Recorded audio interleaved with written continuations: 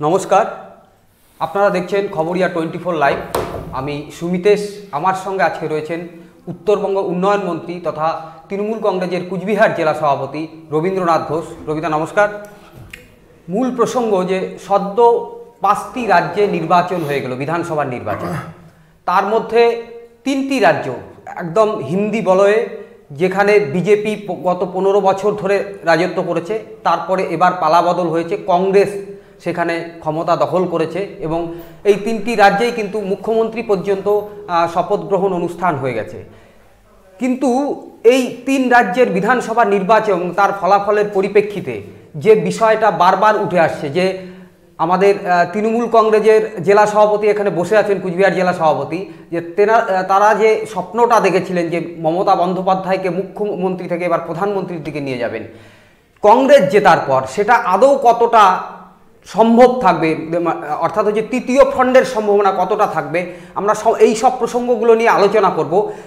প্রথমে আমরা 5 রাজ্যে যে নির্বাচন হলো, 5টা রাজ্যে বিজেপি কোথাও ক্ষমতায় আসতে পারলো না, সেটা নিয়ে কি বক্তব্য রবিদা, কি বলবেন? আপনাদের এই চ্যানেলে আমি অনেকবার আপনার এই প্রশ্নের উত্তর দিয়েছি যে আগামী যে নির্বাচনগুলো হচ্ছে 5টা রাজ্যে, সেই 5টা রাজ্যের নির্বাচনে বিজেপি মুখ থুবড়ে পড়বে এবং ধুয়ে মুছে সাফ হয়ে যাবে, সেটাই কিন্তু হলো। আর একটা জিনিস যেটা কংগ্রেস বলছেন, কংগ্রেস, আমি বলব কংগ্রেস নয় শুধু, মমতা ব্যানার্জি যেদিন থেকে ফেডারেল ফ্রন্টের ডাক দিয়েছে, সেদিন থেকে ভারতবর্ষের মানুষ বিজেপির বিরোধী শিবিরগুলোতে ভেড়া শুরু করেছে। এবং এই 5টা রাজ্যের যে নির্বাচন হয়ে গেল, তাতে বেশিরভাগ রাজনৈতিক দলগুলো 1:1 প্রার্থী দিয়েছিল, বেশিরভাগ, এবং যার কারণে কিন্তু বিজেপিকে হারানো সম্ভব হয়েছে। তো যে যেখানে শক্তিশালী সে সেখানে প্রার্থী দিয়েছে। আর একটা জিনিস, সেটা হচ্ছে যে এই যে বিজেপির যে হিন্দুত্বের যে ধোঁয়া, সেই ধোঁয়ায় কিন্তু এবার কাজ হলো না। কারণ রাজস্থান, মধ্যপ্রদেশ, আর একটা কোনটা যেন হলো, ছত্তিশগড়, এই যে 3টে রাজ্য, এবং তেলেঙ্গানা, 4টে রাজ্য, তেলেঙ্গানা এবং মিজোরাম, না মিজোরাম বাদ দিয়ে এই যে 4টে রাজ্য, এই 4টা রাজ্য কিন্তু হিন্দু অধ্যুষিত এলাকা রাজ্য। সেখানে মুসলিম জনসংখ্যা সামান্য, হাতে গোনা। তো সেই যেখানে তাদের হিন্দুত্বের ধোঁয়া তুলে ক্ষমতায় এসেছিল, আর এখনও হিন্দুত্ব ধোঁয়া তুলেই যাচ্ছে, তো সেই জায়গায় আমরা মনে করব যে দেশের মানুষ শুধু হিন্দুত্বের ধোঁয়া তুলে, হিন্দুত্বের ধুয়ে জল খেয়ে তাদের পেট ভরবে না। এবং তারা কর্মসংস্থান চায়, তারা কাজ চায়, পরিষেবা চায়, ডেভেলপমেন্ট চায়। এটা কিন্তু প্রমাণ হয়ে গেল। এবং পশ্চিমবাংলায়ও যেভাবে বিজেপি হিন্দুত্বের ধোঁয়া তুলতে চাইছে, আমি গ্যারান্টি দিয়ে বলছি আপনাকে, এই হিন্দুত্বের ধোঁয়ায় পশ্চিমবাংলায় কোনো ফল তারা পাবে না, হবেও না। মাননীয় মুখ্যমন্ত্রী শ্রীমতী মমতা ব্যানার্জি যে আওয়াজটা যে কথাটা বলেছেন তিনি, যে পশ্চিমবাংলায় 42 আমি আজকেও আপনাদের এই চ্যানেলে আপনাদের কাছে বলে যাচ্ছি, যে আপনার চ্যানেলের মাধ্যমে মানুষকে, যে আগামী লোকসভার নির্বাচনে পশ্চিমবাংলায় 42 হবে এবং ভারতবর্ষে 542টা সিট রয়েছে। বিজেপির সিটের সংখ্যা 40-এর নিচে নেমে আসবে। না, আমি আসবো ওই প্রশ্নগুলোতে, কিন্তু যে বিষয়টা, যে আপনি হিন্দুত্ব প্রসঙ্গ বললেন এবং নানান প্রসঙ্গ বললেন, বিজেপির মূল হারের কারণ যেটা বিজেপির পক্ষ থেকে দাবি করা হচ্ছে, যে 15 বছর ধরে ক্ষমতায় ছিল, যার ফলে একটা প্রতিষ্ঠান বিরোধী ভোট সেখানে পড়েছে, অন্য কোনো প্রসঙ্গকে কিন্তু টানছে না। না, এটা ঠিক নয়। 15 বছর ক্ষমতায় থেকে মানুষের জন্য যদি কাজ করত, এলাকায় যদি ডেভেলপমেন্ট হতো, মানুষ যদি পরিষেবা পেত, পেট্রোল, ডিজেল, গ্যাসের দাম যদি কমে যেত, না বেড়ে জিনিসের দাম যদি কমে যেত, নিশ্চয়ই তারা ক্ষমতায় থাকতো।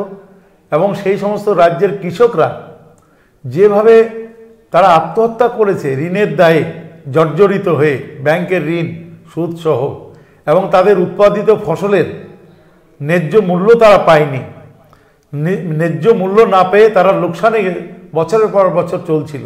আর ব্যাংকের ঋণ সুদে আসলে অনেক গুণ বেড়ে যাচ্ছিল। সেই ঋণ শোধ করতে না পেরে সারা ভারতবর্ষের বিজেপি শাসিত রাজ্যগুলিতে 12,500 কৃষক তারা কিন্তু সুইসাইড করেছে। এবং সেই সমস্ত রাজ্যগুলিতে যারা কৃষকরা তারা কিন্তু গণ আন্দোলনে নেমেছে। এমনকি মোদিজি প্রধানমন্ত্রী ভারতবর্ষের, তার যে নিজের ভাই সেও মোদিজির বিরুদ্ধে, মোদি সরকারের বিরুদ্ধে কৃষক আন্দোলনের নেতৃত্ব দিয়ে যাচ্ছেন।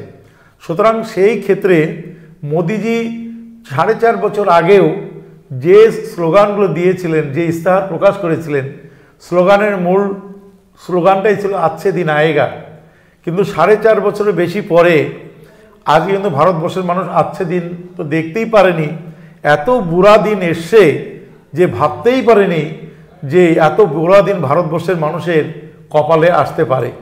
তো সেই ক্ষেত্রে দেশের অর্থনীতি যেভাবে মুখ থুবড়ে পড়েছে, এই যে আপনার নোটবন্দি, জিএসটি এবং আপনার যে কালো টাকা ফেরত নিয়ে আসার প্রতিশ্রুতি, 15 লক্ষ করে টাকা মানুষের অ্যাকাউন্টে দেওয়ার প্রতিশ্রুতি, 2 কোটি করে চাকরি ভারতবর্ষে প্রত্যেক বছরে দেওয়ার যে প্রতিশ্রুতি, তারা তো কোনো প্রতিশ্রুতি পালন করতে পারলো না।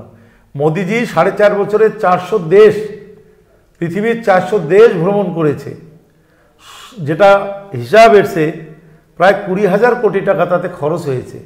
একদিকে যেমন কৃষকরা আত্মহত্যা করছে, একদিকে যেমন কৃষকরা ঋণের দায়ে জর্জরিত হয়েছে, একদিকে যেমন কৃষকরা তার যে ফসলের দাম ন্যায্য মূল্য পাচ্ছে না, সেদিকে তার কোনো লক্ষ্য নেই, সে দেশ বিদেশে ঘুরে বেড়াচ্ছে। তা আপনারাই বলুন তো, এই যে মোদিজি 400 দেশ ঘুরলো, তার নিট ফলটা কি হলো? নিট কি কোনো ফল আমরা পেয়েছি? কিচ্ছু পাইনি, সবই শূন্য। কি করলেন? বল্লভভাই প্যাটেলের কত 280 মিটার না 82 মিটার একটা মূর্তি করলেন। বল্লভভাই প্যাটেলকে তো সারা ভারতবর্ষে শুধু নয়, সারা বিশ্বের মানুষ সম্মান করে, শ্রদ্ধা করে, আমরা শ্রদ্ধা করি। সেখানে যদি তার 7 ফুটের একটা মূর্তি থাকতো, তাতেই আমরা ফুল জল দিয়ে শ্রদ্ধার আমাদের ঘাটতি হতো না। কিন্তু কি করলেন? 282 মিটার উঁচু একটা মূর্তি 3,000 কোটি টাকা শোনা যায় খরচ করলেন। আর সেই মূর্তিটা কে বানালো? চীন। কোন চীন? যে চীন 1963 সালে ভারতবর্ষকে ধ্বংস করার জন্য, ভারতবর্ষের অর্থনীতিকে মুখ থুবড়ে ফেলানোর জন্য যেভাবে যুদ্ধ করে ভারতবর্ষের অর্থনীতির আঘাত এনেছিল, আজও কিন্তু ভারতবর্ষ সেই আঘাতটা সামলে উঠতে পারেনি। এবং অরুণাচল প্রদেশে যে চীন 40 লক্ষ বর্গ কিলোমিটার জায়গা ভারতবর্ষের দখল করে রেখেছে, আজও মোদিজি বারবার চীনে যাওয়ার পরেও 1 ইঞ্চি জায়গাও কিন্তু ভারতীয় জায়গা উদ্ধার করতে পারেনি। উপরন্তু 3,000 কোটি টাকার মূর্তি বানানোর বরাত তিনি দিলেন চীনকে। কেন? আমাদের ভারতবর্ষে কি একটা মূর্তি বানানোর কোনো লোক ছিল না? না, বিজেপির দিকে এই অভিযোগগুলো আপনারা বরাবরই করে আসছেন, কিন্তু মূল কথা হচ্ছে যে 3টে রাজ্যের ফলাফলের পর কংগ্রেস যেভাবে উঠে আসলো, বিজেপির পরাজয় ঘটলো, তাতে কি মনে হচ্ছে না যে তৃতীয় ফ্রন্ট গড়ার যে সম্ভাবনা সেটা অনেকটাই? না না না না না না, এই যে 5টা রাজ্যে বিজেপি যে হারলো, এর পিছনে তো ফেডারেল ফ্রন্টের সমর্থন রয়েছে। ছোট ছোট রাজনৈতিক দলগুলো মাননীয় মুখ্যমন্ত্রী মমতা ব্যানার্জির উদ্যোগে তারা প্রার্থী দেয়নি, প্রার্থী দেওয়া থেকে বিরত ছিলেন। তারা সমস্ত বিরোধী ভোটগুলো একখানে যাতে জমা হয়ে যাতে বিজেপিকে হারানো যায়, সেই জন্যই ফেডারেল ফ্রন্টের যে নীতি, সেই নীতির ভিত্তিতেই কিন্তু এই জয়টা এসছে। এমন নয় যে এই জয় কংগ্রেসের জয়, এমন নয় যে এই জয় রাহুল গান্ধীর জয়, কখনোই ভাববেন না। কিন্তু একটা ইন্টারেস্টিং জিনিস দেখা গেল যে এর আগে যখন কর্ণাটকে গভর্নমেন্ট গঠন হয়েছিল, তখন মমতা বন্দ্যোপাধ্যায় নিজে গিয়েছিলেন মুখ্যমন্ত্রী শপথ অনুষ্ঠানে। এবার 3টে রাজ্যে মুখ্যমন্ত্রীর শপথ হলো, কিন্তু মমতা বন্দ্যোপাধ্যায় নেই, নেই অখিলেশ, নেই মায়াবতী। না না, ওদের আমন্ত্রণ করাও হয়েছিল, কিন্তু ভারতবর্ষের বিভিন্ন ছোট ছোট রাজনৈতিক যে দলগুলো আছে, তারা কংগ্রেস ক্ষমতায় আসুক পার্লামেন্টে, প্রধানমন্ত্রীকে এটা চাইছে না। কিন্তু মমতা ব্যানার্জি চাইছেন যে বিজেপি বিরোধী সমস্ত রাজনৈতিক দল তাদের সমস্ত শক্তি একজোট করে 1:1 ক্যান্ডিডেট দিয়ে লোকসভার 19-এর লোকসভা নির্বাচনে লড়াই করুন এবং সেই লড়াইয়ে 542টা সিট আছে, সেই লড়াইয়ে বিজেপিকে হারানোর পর সব দল মিলে আমার দৃঢ় বিশ্বাস যে কোনো রাজনৈতিক দলই একক সংখ্যাগরিষ্ঠ পাবে না এবং একটা ফেডারেল ফ্রন্ট সেই সময় গঠন করতেই হবে।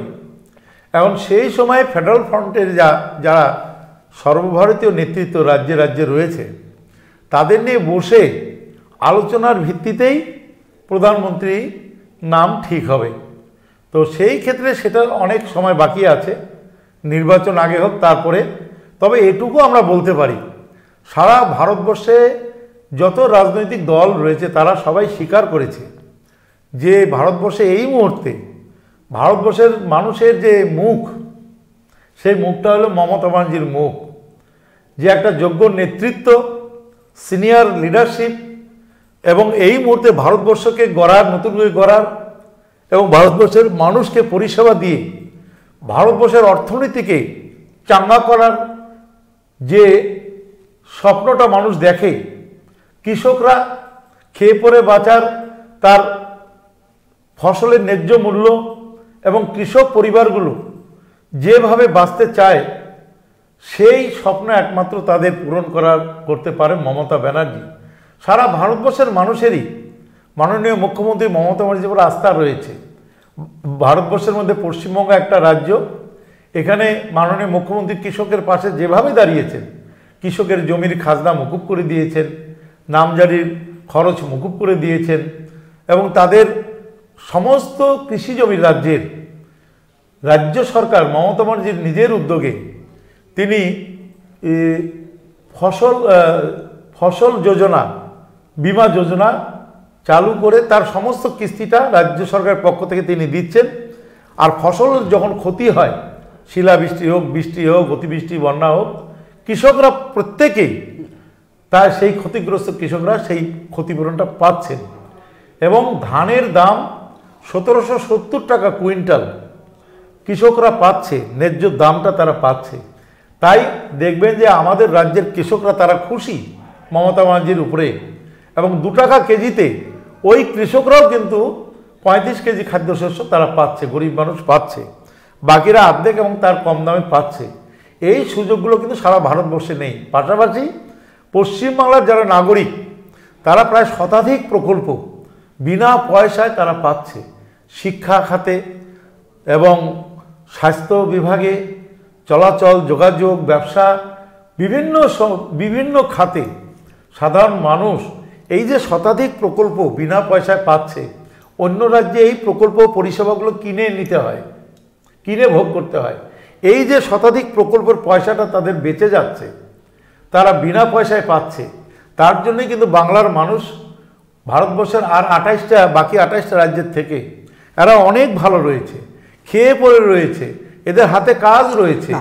উন্নয়নের সাথে সাথে ডেভেলপমেন্টের সাথে সাথে এদের যে কর্ম সংস্থান সেটারও জোগাড় হয়েছে। একটা বিষয় দেখবেন যে গত কয়েকদিন ধরেই 5 রাজ্যের নির্বাচন, লোকসভা আসার প্রস্তুতি, কয়েকদিন ধরে যে বক্তব্যগুলো আমরা বিভিন্ন নেতৃত্বের জাতীয় রাজনীতিতে উঠে আসছে তাদের মধ্যে দেখছি যে মমতা বন্দ্যোপাধ্যায়ের প্রশংসা করে যেসব অন্য রাজনৈতিক দল বা অন্য রাজনৈতিক ব্যক্তিত্ব বক্তব্য রাখছেন, তার মধ্যে দেখা যাচ্ছে যে বিজেপির থেকে বেরিয়ে আসা আগে প্রাক্তন মন্ত্রী এরকম যশবন্ত সিনহার মতো ব্যক্তিত্ব তারা বলছেন, কিন্তু কংগ্রেসের কোনো নেতা সেইভাবে কিন্তু বলছেন না মমতা বন্দ্যোপাধ্যায় নিয়ে। না, কংগ্রেসের মতো আছে। সোনিয়া গান্ধীও মমতা ব্যানার্জির সাথে কথা বলেছেন এবং 19শে জানুয়ারি ভারতবর্ষের একটা ঐতিহাসিক সমাবেশ হতে যাচ্ছে ব্রিগেডে, যেটা আগে কখনো হয়নি। ভারতবর্ষে প্রায় 23 থেকে 24টা রাজনৈতিক দল, তাদের নেতা, মুখ্যমন্ত্রী তারা আসবেন এবং সোনিয়া গান্ধীও ওই সভায় আসার জন্য তিনি মত প্রকাশ করেছেন, সম্মতিও দিয়েছেন।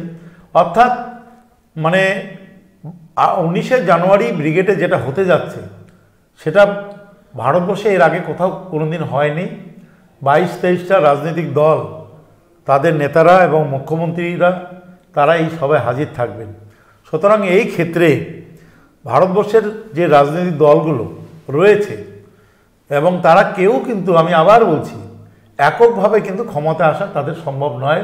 পার্লামেন্ট ইলেকশনে মেজরিটি পেতে গেলে 272টা সিট পেতে হবে। ভারতবর্ষে এমন কোনো রাজনৈতিক দল এই মুহূর্তে নেই যারা 272 কেন 200 সিট যারা পাবে, নেই এই মুহূর্তে।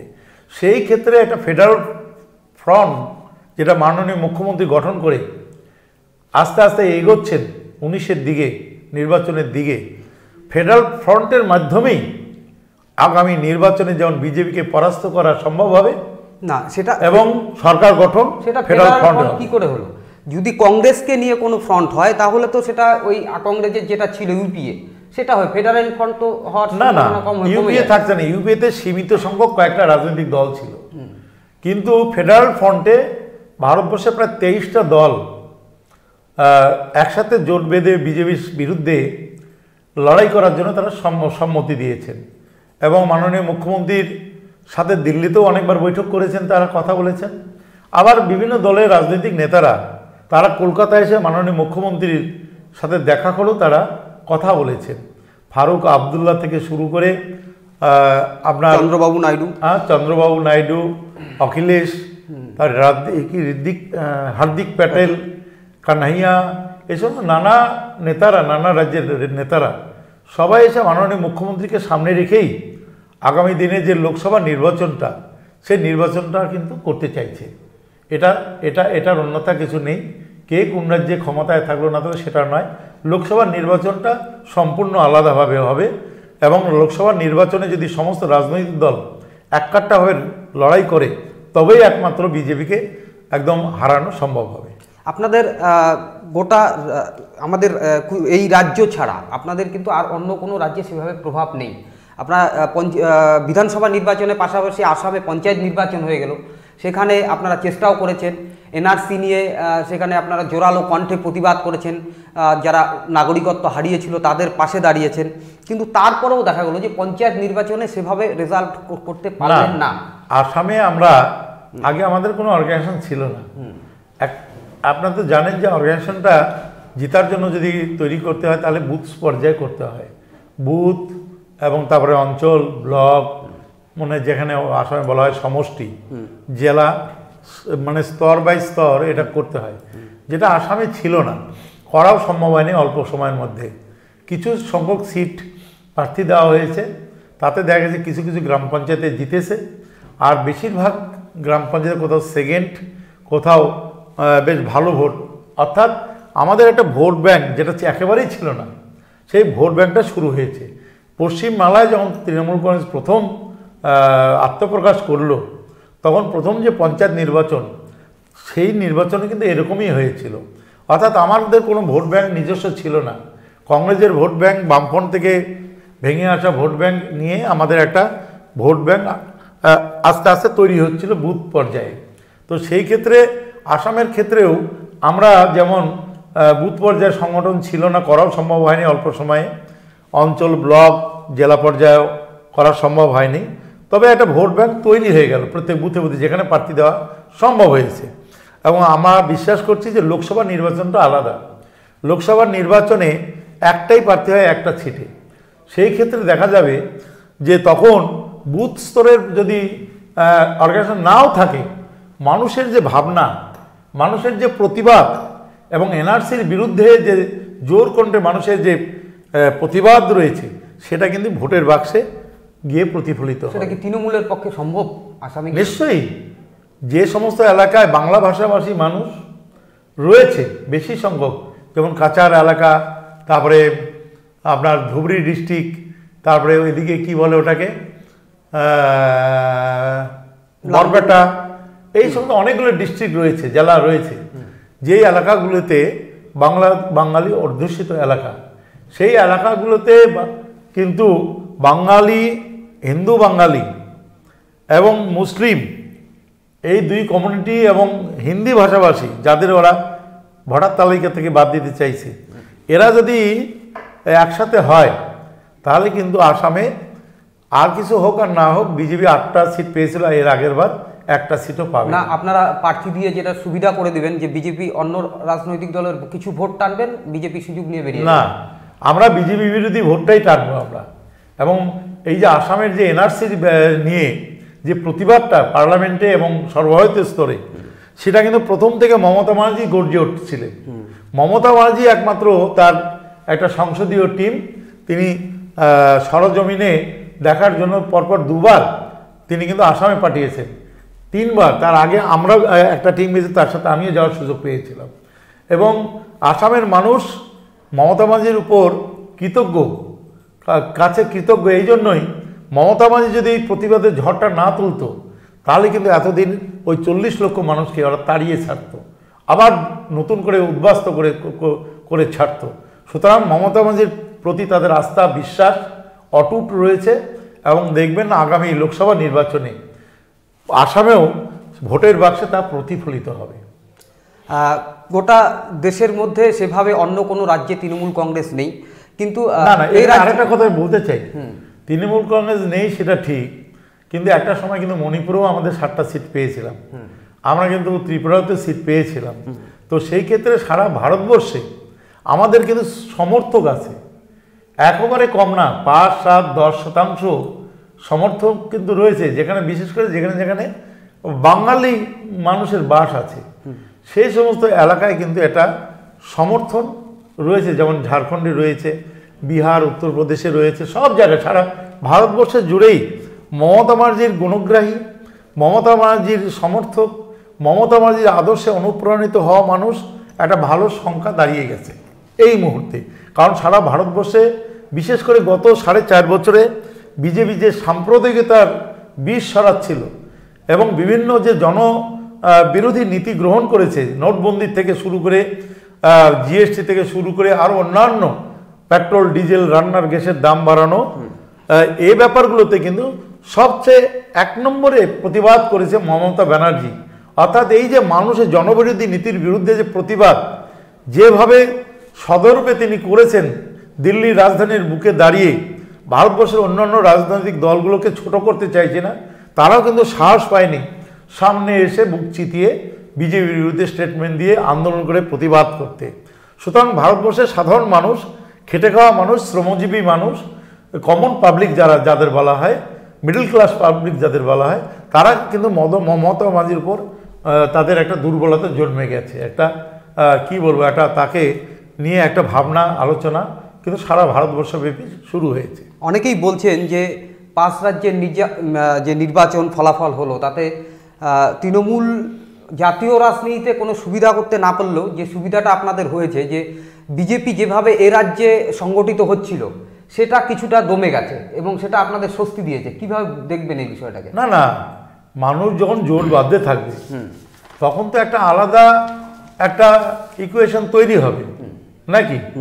আজকে ধরুন যে 23টা যে রাজনৈতিক দল, তারা যখন একসাথে জোট বাঁধবে, ফেডারেল গভর্নমেন্ট করবে, তাদেরও তো কিছু কিছু সমর্থক বাংলায় আছে, যেমন লালু প্রসাদ যাদবের জেডিইউ, তারপরে ওখানে সমাজবাদী দলের লোকজন, তাদের একটা পার্সেন্টেজ আছে, এবং অন্যান্য চন্দ্রবাবু নাইডুর কিছু সমর্থক রয়েছে, পাঞ্জাবের কিছু সমর্থক রয়েছে। অর্থাৎ বাংলাটা কিন্তু একটা মিনি ভারতবর্ষ। পশ্চিম বাংলায় ভারতবর্ষের মোট 29টা রাজ্য, বাংলা সহ 29টা রাজ্যেরই ভাষাভাষী, বিভিন্ন ভাষাভাষী সম্প্রদায়ের মানুষের বাস কিন্তু পশ্চিম বাংলায় কিন্তু রয়েছে। সুতরাং সেই ক্ষেত্রে আপনি ঠিকই বলেছেন, ওই ফেডারেল ফ্রন্টের যে গঠনটা যখন হবে সম্পূর্ণ, তখন কিন্তু এর ফায়দাটা আমরাও পশ্চিমবাংলায় পাব। তো এই ক্ষেত্রে মাননীয় মুখ্যমন্ত্রী যে কথাটা বলেছেন যে 19-এর নির্বাচনে, লোকসভা নির্বাচনে বাংলায় 42 আমি 100% গ্যারান্টি দিয়ে বলতে পারি যে মমতা ব্যানার্জি দূরদর্শী একজন ভারতবর্ষের নেত্রী, তিনি সঠিক অনুমান করে সঠিক কথাটাই বলেছেন, তাই রেজাল্ট হবে। কিন্তু যদি ফেডারেল ফ্রন্ট শেষ পর্যন্ত না হয়, তাহলে কি 42-এ 42 সম্ভব? তাও 42-এ 42। এর আগে তো ফেডারেল ফ্রন্ট ছিল না, আমরাই তো পেয়েছি 36টা সিট এককভাবে। হ্যাঁ, একটা সিট আমাদের নিজেদের গণ্ডগোলে ভুলে আসানসোল আমরা হেরেছি, নাহলে আরও একটা সিট আমাদের হতো। আর এখানে বিজেপি যে সিটটা পাহাড়ে পেয়েছে, এখানে তো বিজেপির ভোটে জিতে নেই, পাহাড়ের বিমল গুরুংয়ের সমর্থন নিয়ে বিজেপি এখানে জিতেছে। এখানে তো বিজেপির ভোটার নেই, সেরকম জেতার মতো ভোটার নেই। এবং এবার আপনারা দেখবেন যে পাহাড়ের থেকে বিজেপিকে খালি হাতে ফিরতে হবে, আসানসোল থেকে খালি হাতে ফিরতে হবে, বাংলা থেকে বিজেপিকে বড় রসগোল্লা শূন্য নিয়ে ফিরতে হবে। কারণ বাংলায় মানে তৃণমূল কংগ্রেসের বিরুদ্ধে লড়াই করার মতো শক্তি এখনো তারা জোগাড় করতে পারেনি, পারবেও না। কারণ বাংলার মানুষ মমতা ব্যানার্জির উন্নয়নের সাথে আছে, মমতা ব্যানার্জির যে ডেভেলপমেন্ট তার সাথেই রয়েছে। দার্জিলিংয়ে গত লোকসভা নির্বাচনে বিমল গুরুংয়ের হাত ধরে জিতেছিল, আসানসোলে আপনাদের গন্ডগোল ছিল, এবার তো গন্ডগোল আরো বেশি। তাহলে কি কোথায় বেশি আছে গন্ডগোল? কোথাও গন্ডগোল নেই। শোনেন, এই যে রাজনৈতিক বিরোধী দলগুলো এরা গন্ডগোল করে আমাদের ঘাড়ে চাপাচ্ছে। পঞ্চায়েত নির্বাচনে কি দেখেছেন রেজাল্টটা? সারা রাজ্যব্যাপী দেখেছেন তো, আমাদের ভোট পার্সেন্টেজ বেড়েছে। এই যে সিপিএম যারা দিনের বেলায় বাম বাম করে, রাত্রেবেলা ওরাই বিজেপির কাছে গেলে রাম রাম করে, এই যে সিপিএমের ভোট ব্যাংকটা কোথায় গেল? গত 16 সালের নির্বাচনেও তো 28% ভোট ওদের ছিল। তাই সেই ভোটটা পরের যে উপনির্বাচন হলো, ধরে নিন 17 সালের প্রথম বোধহয় কি 16 সালের শেষে, হ্যাঁ বেশ কয়েকটা উপনির্বাচন হলো, তাতে তাদের 8%-এ নেমে এসছে, 28 থেকে 8%। তাহলে তাদের এই যে 20% ভোটটা গেল কোথায়? তাদেরই কিছু একটা অংশ আমাদের কাছে এসছে, আর একটা অংশ বিজেপির কাছে গেছে। তো বিজেপি সিপিএমের তো পার্টিটা নেই, ফিনিশ, দূরবীনদের দেখা যাচ্ছে না। তারা তাদের ভোটারদের কর্মীদের ভাড়াতে পাঠিয়েছে বিজেপির কাছে, কেন্দ্রীয় যা বিজেপির নেতৃত্ব তাদের সাথে কথা বলে তাদেরকে ভাড়াতে পাঠিয়েছে। দেখছেন না, বিজেপি গভর্নমেন্ট, বিজেপির দল তারা কখনোই বামপন্থীদের বিরুদ্ধে কিছু বলছে না। এই যে বামপন্থীরা 34 বছরে 55,000 মানুষকে খুন করেছে, বাংলাটাকে ধ্বংস করে দিয়েছে, তারপরেও বিজেপির কিন্তু রা নেই মুখে, বামপন্থীদের বিরুদ্ধে কিছু কথা বলছে না। তাতে কি বোঝা যায়? বামপন্থীদের সাথে বিজেপির একটা গোপন আঁতাত রয়েছে। আমার মনে আছে 2016 সালে যখন নির্বাচন হলো তুফানগঞ্জে, আমার ভোট গণনা কেন্দ্র তুফানগঞ্জ কলেজে, আমি অবাক হয়ে দেখলাম যে সিপিএমের প্রার্থী আর বিজেপির প্রার্থী পাশাপাশি বসে খুটুর খুটুর করে হাসছে, আর কানে কানে কথা বলছে, আর খিলিক খিলিক হাসছে। অর্থাৎ তারা ভোটটা, সিপিএমের ভোটটা, বিজেপির ভোটটা সেই সময় সিপিএমকে শিফট করে দিয়েছিল। ভেবেছিল বোধহয় সিপিএম জিতে যাবে, কিন্তু 2-4 রাউন্ড পরেই তাদের মুখটা কিন্তু আস্তে আস্তে কালো হতে থাকলো। এবং তারা যে ভোট শিফট করিয়েছে, আমাদের কাছে খবর ছিলই, আমরাও আটকানোর চেষ্টা করেছি। যারা শুভবুদ্ধি সম্পন্ন মানুষ, রাজনৈতিক সচেতন মানুষ, তারা কিন্তু বুঝে যে ভোটটা নষ্ট করেনি, তারা কিন্তু ভোটটা আমাদেরকে দিয়েছে এলাকার উন্নয়নের জন্য। সুতরাং সিপিএম বামপন্থীরা ভারতবর্ষে আজকে অপ্রাসঙ্গিক হয়ে গেছে। না, ঠিকই বলেছেন, কিন্তু বিষয়টা হচ্ছে সেটা হচ্ছে যে এই যে সিপিএমের ভোট যাদের বলছেন আপনি, যে বা বামপন্থীদের অপ্রাসঙ্গিক বলছেন, বিজেপির ভোট, এই ভোটগুলো তো ক্রমশ সংঘবদ্ধ হচ্ছে, যেটা আপনাদের জন্য চিন্তার কারণ হয়ে যাচ্ছে। কোথাও কোনো চিন্তার কারণ নেই। আমরা তো এই পঞ্চায়েত নির্বাচনেও প্রায় 70% ভোট পেয়েছি এবারে সারা রাজ্যে। তাহলে সেই জায়গায় আমাদের যদি ফেডারেল ফ্রন্ট হয়, তারও একটা প্রভাব এখানে পড়বে, একটা পার্সেন্টেজ আমাদের কাছে আসবে।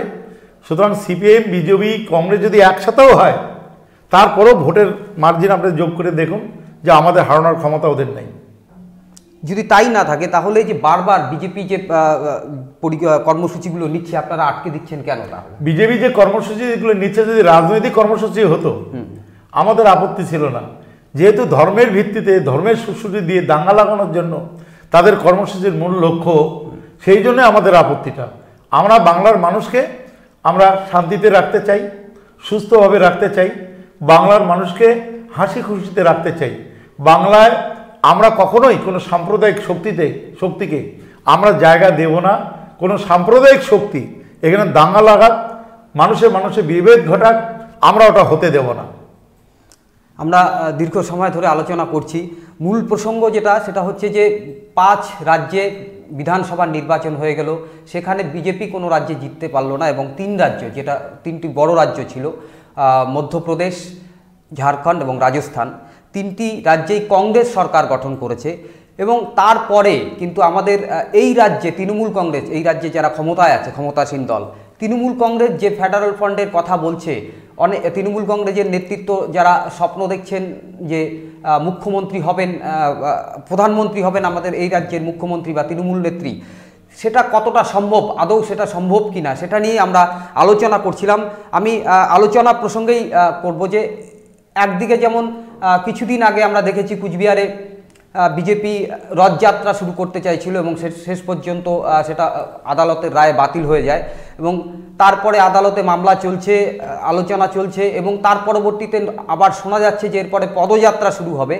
পাশাপাশি কিন্তু তৃণমূল কংগ্রেসও তাদের কর্মসূচি শুরু করেছে। 19শে ব্রিগেডের সমাবেশ, তাকে সামনে রেখে গোটা রাজ্য জুড়েই তৃণমূল কংগ্রেসের নেতৃত্বরা কম বেশি প্রোগ্রাম করছে। আমাদের কুচবিহারেও একটি সভা আছে, 8 জানুয়ারি সম্ভবত রাসমেলার মাঠে সভাটি হবে। কিভাবে প্রস্তুতি নিচ্ছেন এই সভার জন্য? দেখুন, আমাদের গ্রাসরুট লেভেল পর্যন্ত আমাদের সংগঠন রয়েছে আর আমরা সারা বছর কাজ করি। একদিকে যেমন পার্টির কাজটা করি, পাশাপাশি সরকারি কাজগুলো আমরা করি। আমরা ঝড় বৃষ্টি তুফান শীত বর্ষা কখনোই আমরা ঘরে বসে থাকি না। এই যে বিজেপি, এই যে দল, বামপন্থীর দল, এরা হলো বসন্তের কোকিল। এই যে আপনার বলুন তো, এই যে এর আগে এত বড় একটা বন্যা বর্ষা গেল, যত বড় বর্ষা আমাদের জন্মে দেখিনি। এত বৃষ্টিপাত কোনো দিন কুচবিহারে হয়নি, উত্তরবঙ্গে হয়নি। আপনারা দেখেছেন কোনো বন্যার্ত এলাকায় বন্যার্তদের পাশে দাঁড়াতে 5 কেজি মুড়ি বা 5 কেজি চিড়ে নিয়ে, 2টা টার্পলিন, 2টো কাপড় নিয়ে কোনো বিজেপির কর্মী বা নেতাকে দেখেছেন কোনো জায়গায়, কোনো বন্যার্ত এলাকায়? না না, ক্ষমতার সাথে কোনো সম্পর্ক নেই। আপনারা তো সমস্ত সর্বত্র ঘুরেছেন, কোথাও কি তাদের পাশে দাঁড়াতে দেখেছেন? দেখেননি। কারণ মানে আমরা ক্ষমতায় আছি না ক্ষমতা নাই সেটা তো না। একটা লোক একটা মানুষের পাশে দাঁড়াতে তার জন্য ক্ষমতায় থাকতে হয় না, ক্ষমতায় থাকার দরকারও হয় না। তারা যদি মনে করে যে আমরা গিয়ে কমপক্ষে মানুষগুলোকে উদ্ধার করব, 2টো নৌকা নিয়ে গিয়ে বা কলার ভেলা বানিয়ে উদ্ধার করবো, তাতে তো সরকারে থাকার দরকার হয় না। প্রশাসন তো করছেই না, প্রশাসন করছে, কিন্তু আপনারা দেখছেন যে আমাদের পার্টি ঝাঁপিয়ে পড়ে তখন মানুষের পাশে দাঁড়ায়, খাবার দাবার তৈরি করে দেওয়া হয়, শুকনো খাবার দেওয়া হয়, চাল ডাল তরকারি সব রান্না করে তাদের পাশে দাঁড়ানো হয়, কাপড় চোপড় দেওয়া হয়, টার্পলিন দেওয়া হয়, তাদের উদ্ধার করে নিয়ে আসা হয় নৌকা দিয়ে, বুটবুটি দিয়ে, সমস্ত রকমভাবে আমরা তাদের পাশে দাঁড়াই। কিন্তু যেই বিরোধী দল বিজেপি, ওরা শুধু যখন ভোট আসে তখন তারা হাজির হয়। ভোটের আগেই বাকি বছরগুলো, বাকি সময়গুলো তারা কোথায় আসে, কোথায় মানুষের কথা বলে, কখন মানুষের পাশে দাঁড়ায়? একটা লোক অসুস্থ হয়ে পড়লে হাসপাতালে যাবে, তাকেও তো সাহায্য করে নিয়ে যেতে পারে সাথে থেকে। কোনোদিন দেখেছেন এরকম কোনো বিজেপি নেতাকে যে হাসপাতালে এসে 5টা মানুষ তার এলাকার কোনো অ্যাক্সিডেন্টে বা কোনোভাবে আক্রান্ত হয়ে তারা হাসপাতালে মৃত্যুর সাথে পাঞ্জা লড়ছে? কোনো বিজেপি নেতাকে, বিজেপি কর্মীকে দেখেছেন কোনোদিন? আপনারা বিজেপি কর্মীদের এসব করতেই দেন না? আরে কে না করছে? আমরা কি হাসপাতালের গেটে কি লাঠি নিয়ে দাঁড়িয়ে থাকি নাকি? ওটা মনের ইচ্ছা থাকে। কেন, যখন আমরা বিরোধী দলে ছিলাম তখন আমরা বন্যার্ত এলাকায় যাইনি, আমরা হাসপাতালে যাইনি, দুস্থ যারা রোগী। এখন তো হাসপাতালে ওষুধপত্র সব কিছু পাওয়া যাচ্ছে। তখন তো বামফ্রন্টের আমলে তো ওষুধপত্র কিছুই পাওয়া যেত না। কি আমরা ওষুধপত্র কিনে গরিব মানুষকে দিইনি? আমরা গরিব মানুষকে দিয়ে বাঁচানোর চেষ্টা করিনি? কোথায় বিরোধী রাজনৈতিক দলগুলো? শুধু ভোটের সময় ক্ষমতা দখল করার জন্য এরা মানুষের কাছে আসে বা মানুষের কাছে পৌঁছাইতেও পারে না। তো সেই দল ক্ষমতা আসবে কীভাবে? যাদের ভিত্তি নাই, মানে ধর্মের সুশ্রুরিটাই তাদের একমাত্র মানে দলের ক্ষমতা বলে মনে করে ভাবে। কিন্তু ধর্মের সুশ্রুরি দিয়ে মানুষের পেট ভরবে না। মানুষের পেটে খাবার চাই, হাতে কাজ চাই, হ্যাঁ, বাচ্চাদের স্কুলে পড়ার মতো ব্যবস্থা চাই, হাসপাতালের চিকিৎসা, বিনা পয়সার চিকিৎসার সুযোগটা চাই, রাস্তাঘাট চাই, প্রত্যেক বাড়িতে ইলেকট্রিক বিদ্যুতের আলো চাই, এবং কৃষকরা যে ফসল উৎপাদন করবে তার ন্যায্য মূল্য চাই, রেশনের যে মাল তা সঠিকভাবে পাওয়া চাই, এবং এই 2 টাকা কেজিতে 35 কেজি করে খাবার সারা বাংলার 10.5 কোটি লোকের মধ্যে 8 কোটি 40 লক্ষ লোক পাচ্ছে। এবং বছর তিনেক আগে থেকে ওয়ার্ল্ড ব্যাংকের কয়েকটা টিম সারা ভারতবর্ষের 29টা রাজ্যে সার্ভে করেছে। তারা সার্ভে করে যে রিপোর্টটা ওয়ার্ল্ড ব্যাংকে সাবমিট করেছে, সেই রিপোর্ট অনুযায়ী দেখা যাচ্ছে যে 29টা রাজ্যের মধ্যে পশ্চিমবাংলা নাম্বার 1। তাই 426 কোটি টাকা ওয়ার্ল্ড ব্যাংক পুরস্কার হিসেবে পশ্চিমবাংলার গ্রামের আরও উন্নয়নের জন্য মাননীয় মুখ্যমন্ত্রী মমতা ব্যানার্জির হাতে কিন্তু তারা টাকাটা তুলে দিয়েছেন। তো কেন ভাই বিজেপি শাসিত 22টা রাজ্য তারা তো পেল না, কেন পেল না তারা? না, বলছি যেটা সেটা হচ্ছে যে 19শে জানুয়ারি ব্রিগেড সমাবেশ এবং 8 জানুয়ারি অভিষেক ব্যানার্জি সমাবেশ, তা নিয়ে কিন্তু আপনারা প্রস্তুতি সভা করছেন, বেশ প্রত্যেক দিনই দেখা যায় কোথাও না কোথাও করছেন। কিন্তু একটা জিনিস খেয়াল করা যায় যে যেখানে আপনি সভা করেন সেখানে হয়তো যুব নেতৃত্ব থাকে না, আবার যেখানে যুব নেতৃত্ব সভা করে সেখানে আপনি থাকেন না। এই ভেদাভেদটা থাকলে কি না, এটা কোনো বিষয় নয়, কোনো ব্যাপারও নয়। হ্যাঁ, ছাত্র সংগঠন তারা তাদের মতো করতেই পারে প্রচার, যুবক সংগঠন তাদের যুব সমাজকে নিয়ে করতে পারে। আমরা যখন যাই তখন ছাত্র, যুব, মহিলা, মাদার সবাই থাকে। তো আমরাও সভা করছি, আমাদের কর্মীরাও করছে, শাখা সংগঠনও করছে। সবাই মিলে যদি করে তাহলেই সেই দলটা শক্তিশালী হবে, বড় হবে। হ্যাঁ, তো সেই ক্ষেত্রে তো আমাদের ঘাটতির কিছু নেই, আমাদের তো সুবিধাই হচ্ছে, সবাই মিলে কাজ করছে। তাতে আমরা, এটা আমি আজকে আবার বলে রাখছি রেকর্ড ক্যামেরার সামনে, এর আগের 2014 লোকসভা নির্বাচনে রেণুকা সিনহা আমাদের প্রার্থী ছিলেন। 87,000 ভোটে আমরা জিতেছিলাম। তারপরে তার অকাল প্রয়াণে উপনির্বাচন হয়েছে। উপনির্বাচনের লোকসভা প্রার্থীকে আমরা 4,13,000 ভোটে জিতিয়েছি। আপনি ক্যামেরায় বন্দি করে রাখুন যে এই যে 2019-এ যে নির্বাচন হবে, প্রার্থী মমতা ব্যানার্জি ঠিক করবে, যাকেই ঠিক করুক, 4,13,000 জায়গায় 5,14,000-এ আমরা জিতবো কমপক্ষে, মিনিমাম। এটা আপনার ক্যামেরার সামনে বলে গেলাম। সেটা যে বর্তমান প্রার্থী সাংসদ আছে সে দাঁড়ালো, কে দাঁড়াবে আমরা হলো, আমার তো দরকার নাই। প্রার্থী চূড়ান্ত করবে মমতা ব্যানার্জি, তার সিম্বল, তার ছবি দেখে মানুষ ভোট দেবে, আমরা কাজ করব। কে প্রার্থী হলো সেটা বড় কথা নয়, প্রার্থী চূড়ান্ত করবে মাননীয় মুখ্যমন্ত্রী মমতা ব্যানার্জি এবং রাজ্য নেতৃত্ব মিলে। একদমই। আমরা স্থানীয় কিছু বিষয় নিয়েও আলোচনা করি। রবিদা আসলে পরে এটা আমাদের প্রথম শর্ত থাকে যে স্থানীয় কিছু বিষয় উঠে আসবে। রবিদা, আজকে হয়তো আপনি ইতিমধ্যেই জানেন বা কালকেই জেনে গেছেন হয়তো যে মুন্না খান, আপনার ঘনিষ্ঠ প্রতিবেশী, যে অভিযুক্ত ছিলেন ছাত্র নেতা মাজিদ আনসারি খুনে এবং দীর্ঘদিন জেলবন্দি ছিলেন, তিনি জামিন পেয়েছেন, হাইকোর্টে জামিন পেয়েছেন। তারপরে কি প্রতিক্রিয়া দেবেন মুন্না খানকে বিষয়ে? সাবজুডিশিয়াল ম্যাটার এটা, এ ব্যাপারে আমি কোনো কমেন্টস করব না। একদমই। তাহলে আর এই প্রসঙ্গ থাকছি না, আমরা অন্য লোকাল কিছু বিষয় নিয়ে আমরা চলে যাচ্ছি। সেটা হচ্ছে যে আমরা কুচবিহার শহরে গত কয়েকদিন ধরে একটা চর্চা খুব চলছে, সেটা হচ্ছে যে পুকুর পার বাধাই করার নামে ভরাট চলছে। লাল দিঘিকে কেন্দ্র করে এরকম একটা অভিযোগ উঠেছে এবং উত্তেজনাও তৈরি হয়েছিল, একজন নিগৃহীত হয়েছে, এরকম অভিযোগ আছে। কীভাবে দেখবেন? আমি না ব্যাপারটা প্রথমে শোনার পরে চেয়ারম্যানকেও জিজ্ঞেস করছি, ঘটনাস্থলেও আমি গিয়েছিলাম। তো ওই লাল দিঘির ওই পাড়টা আস্তে আস্তে ভেঙে যাচ্ছিল, ভেঙে পড়ছিল। তো সেই ক্ষেত্রে একটা গার্ডওয়াল দিয়ে ওটাকে আটকানোর চেষ্টা চেয়ারম্যান করেছে, আমি চেয়ারম্যানের কাছে শুনেছি। এটা কিন্তু কোনো ভরাট নয়, এটা গার্ডওয়াল দিয়ে যাতে কেউ পুকুরটা আবার বাড়াতেও না পারে, মাটি দিয়ে ভিতরে, আবার যাতে ওটা ভেঙেও না পড়ে, তার জন্য একটা গার্ডওয়াল দিচ্ছে। যতটুকু মাটি কাটা আছে একটা গার্ডওয়াল, এটা তো ভালোই করছিল গার্ডওয়ালটা দিয়ে, যাতে কেউ ওখান থেকে আবার মাটি ভরে আস্তে আস্তে পুকুর ভরাট না করতে পারে, আবার যাতে ভেঙে ওই জায়গাটা নষ্টও না হয়ে যায়। সেই জন্য আমার মনে হয় যে এটা অন্যায় কিছু হয়নি। মাননীয় চেয়ারম্যান তিনি সঠিক কাজই করেছেন, যাতে গার্ডওয়ালটা দেওয়ার কারণে কেউ আর পুকুরের ভিতর ভরাটও করতে না পারে, আবার যাতে পাড়টাও ভেঙে না যায়, এই কারণে। একটা অভিযোগ শোনা যাচ্ছে যে ওই লম্বা দিঘির পাড় বরাবর কিছু স্টল করা হবে, এরকম পরিকল্পনা নিয়ে এই কাজটা করা। না, ওখানে গাড়ি পার্কিং হবে। এই যে গাড়িগুলো যে আসে শহরে, সেই গাড়িগুলো তো পার্কিং করার জায়গা নাই, তো জায়গাটা কোথায় পাবে? ওখানে 40-50টা 60টা গাড়ি পার্ক করা, কিছু স্কুটার মোটরসাইকেল পার্কিংয়ের একটা জায়গা বেরোতে পারে। আমি এই জায়গাটা দেখেছি অনেক দিন আগে থেকে, এটাই হচ্ছিল যে এই শহরের মধ্যে রাস্তার মধ্যে মোটরসাইকেল পার্কিং হয়, অনেক সময় গাড়িগুলো পার্কিং করে জাম হয়। সেই জন্য ওখানে একটা পেজ আছে, যে পেজটা পড়ে আছে, ওখানে গাড়ি পার্কিংয়েরই অ্যারেঞ্জমেন্ট করার জন্য একটা ভাবনা রয়েছে। সেই জন্য গার্ডওয়াল দিয়ে জায়গাটা যাতে পুকুরটাও ভর্তি করতে কেউ না পারে, আবার যাতে ভেঙেও না যায়, ওই জায়গাটা গাড়ি পার্কিং করলে তাহলে এই যে শহরের মূল রাস্তাগুলিতে যে লোকে প্রাইভেট গাড়ি নিয়ে আসে, মোটরসাইকেল স্কুটার নিয়ে আসে, সেটা যে পার্কিং করার কারণে যে রোড জ্যাম হয়, সেই রোড জ্যামটা কমানো সম্ভব হবে। লালদিঘির একটা চরিত্র হচ্ছে যে তিন দিকই কিন্তু অলরেডি ঘেরাও, একটা দিক খোলা আছে। যদি গাড়ি পার্কিংই হোক আর যাই হোক, কনস্ট্রাকশন যদি করা হয় তাহলে কিন্তু সেই দিকটাও বন্ধ হয়ে যাবে।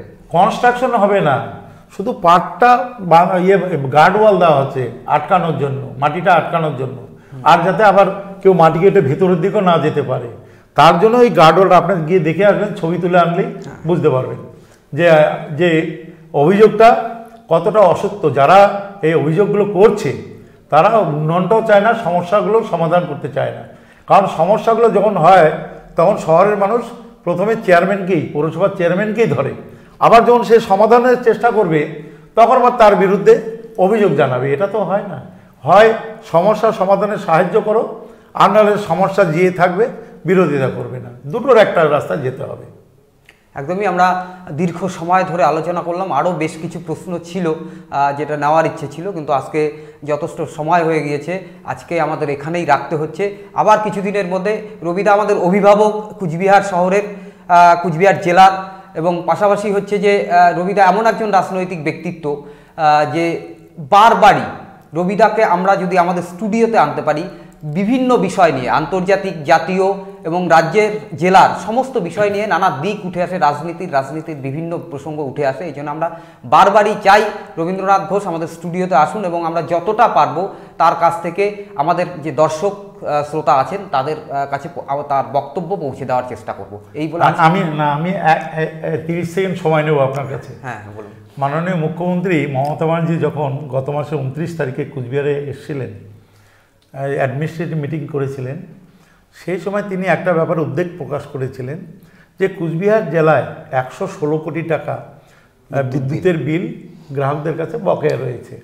তো এত টাকা বকেয়া থাকলে বিদ্যুৎ পরিষেবাটা স্বাভাবিক রাখা খুব কঠিন। তাদের মায়নাপত্র থেকে শুরু করে যে খরচা মরচা আছে কোথার থেকে উঠবে। সেই জন্য তিনি একটা আবেদন করেছিলেন যে কুচবিহারের মানুষ যারা বিদ্যুতের লাইন নিয়েছে কানেকশান, তারা দ্রুততার সাথে সেই তাদের বকেয়া বিলগুলো পরিশোধ করুক। একবারে না পারে 3 বারে করুক, কারণ যে বিলটা মানুষের কাছে যায়, 3 মাসের বিল একসাথে যায়, তারা 1 মাস করেও দিতে পারে, আবার একসাথে 3 মাসেরটাও দিতে পারে। আমি আপনাদের এই চ্যানেলের মাধ্যমে আমি জেলার সমস্ত বিদ্যুৎ যারা কানেকশান নিয়েছেন গ্রাহক, তাদের কাছে আবেদন করছি যে আপনারা অল্প সময়ের মধ্যেই আপনাদের বকেয়া বিদ্যুতের বিল আপনারা পরিশোধ করে আপনাদের বিদ্যুৎ সরবরাহটা আপনার বাড়িতে স্বাভাবিক রাখুন। আর একটা সময় আসবে যদি বিদ্যুতের বিল একেবারেই না দিতে চান, তখন কিন্তু বাধ্য হয়ে সরকারকে আপনার বাড়ির বা আপনার দোকানের বা যেখানে হোক আপনার লাইনটা কিন্তু কেটে দিতে বাধ্য হবেন। এবং বিদ্যুতের লাইনটা কেটে দেওয়ার পর আপনি যদি আবার বিদ্যুতের লাইনটা নিতে চান, তাহলে সুদ সহ, পেনাল্টি সহ বিদ্যুতের বিল জমা দিয়ে আবার দরখাস্ত করতে হবে লাইনের জন্য, নতুন সংযোগের জন্য, এবং সেই সময় কিন্তু একটা সার্ভিস চার্জ দিয়ে তারপরে আপনাকে সেই লাইনটা নিতে হবে। সুতরাং আমি আবার আপনাদের এই চ্যানেলের মাধ্যমে হাত জোর করে কুচবিহারবাসীর কাছে আবেদন করছি যে সরকারের স্বার্থেই আপনাদের বকেয়া বিদ্যুতের বিলগুলো দ্রুততার সাথে আপনারা আপনাদের সংশ্লিষ্ট এলাকার যেখানে বিদ্যুতের বিল জমা দিয়ে থাকেন সেখানে জমা দিন, এবং আপনাদের বিদ্যুতের সরবরাহটা স্বাভাবিক রাখুন। আর একটা কথা যেটা বলতেছি, সেভ ড্রাইভ সেভ লাইফ নিয়ে মাননীয় মুখ্যমন্ত্রী প্রত্যেক জেলা পুলিশ অফিস থেকে এসপি থেকে শুরু করে ডিএম সবাই কিন্তু সেভ ড্রাইভ সেভ লাইফের উপর অনেক সচেতনতামূলক কর্মসূচি নিচ্ছেন। তারপরেও দেখা যাচ্ছে যে 3 জন উঠছেন, হেলমেট থাকছে না, বাচ্চা সহ 4 জন উঠছেন, হেলমেট থাকছেন না, মাঝে মাঝেই অ্যাক্সিডেন্ট হয়ে যাচ্ছে। তা আমি আমার জেলার ঘরের মা বোনদের কাছে আবেদন করছি যে আপনার স্বামী, আপনার ছেলে, আপনার ভাই অথবা আপনার ভাসুর বা শ্বশুর যেই ঘর থেকে যখন বেরোবে মোটরসাইকেলে নিয়ে স্টার্ট করতে যাবে, আপনি দয়া করে আপনার সেই হেলমেটটা আপনার স্বামী বা আপনার শ্বশুর বা আপনার ছেলে বা আপনার বাড়ি থেকে যেই মোটরসাইকেল স্টার্ট দিবে, আগে মোটরসাইকেলের ওঠার আগে আপনি নিজে তার মাথায় হেলমেটটা পরিয়ে দিন আর তাকে সুস্থভাবে বাড়ি যাতে ফিরে আসে তার জন্য সাহায্য করুন। এই আবেদনটা জানাচ্ছি আমি। একদমই। নমস্কার, আমরা আজকে রাখছি, খুব শীঘ্র আবার ফিরে আসবি।